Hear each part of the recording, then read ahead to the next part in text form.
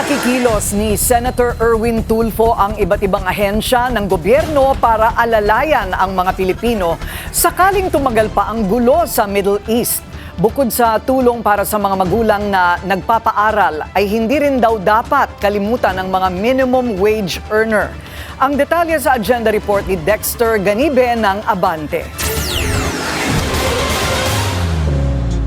Bago ang Holy Week, nagsimula na ang mga moving up ceremony at graduation ng mga mag-aaral sa mga pampubliko at pribadong paaralan. Karamihan, payak na seremonya lang sapat na dahil sa nararanasang krisis.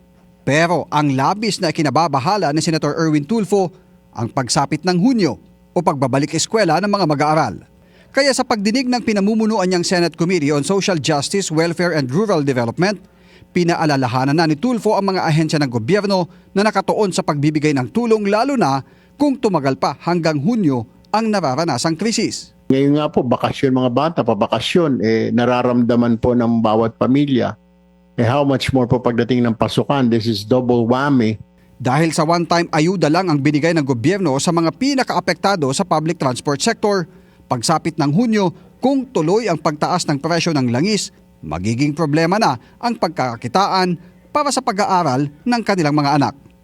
Bagamat nariyan naman ang 4Ps para sa mga pinakamahihirap na pamilya para sa pag-aaral ng kanilang mga anak, tanong ng senador, paano naman ang mga minimum wage earner? Tama naman po, tulungan natin mahirap.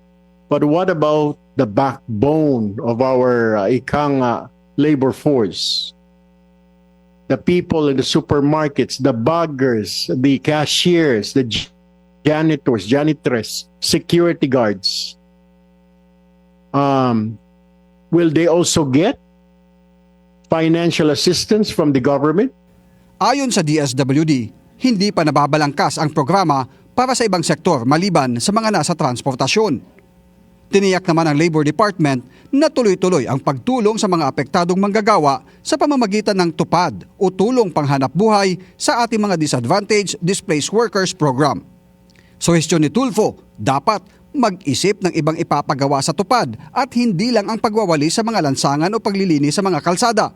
Kailangang may malinaw na pagkakakitaan para may panggastos sa pasukan gaya ng pangmatrikula, mga gamit sa eskwela, araw-araw na pambaon at iba pang gastusin. Let's put our heads together to work para sa mga kababayan po natin. We in the government agencies, this is our job. Tayo po dapat manguna dito in a public service. No matter what your capacity in these government agencies, it's our duty. Pinasusumite ang mga ahensya ng gobyerno ng kanilang mga hakbang para maaksyonan ng Senado sa pamamagitan ng mga babalangkasing batas na makatutulong sa pagsagupa sa krisis. Para sa agenda, Dexter Ganibe, Abante. Manatiling nakatutok sa Bilyonaryo News Channel. Sumubaybay sa aming social media accounts at mag-subscribe sa aming YouTube channel para sa mga bago at eksklusibong balita.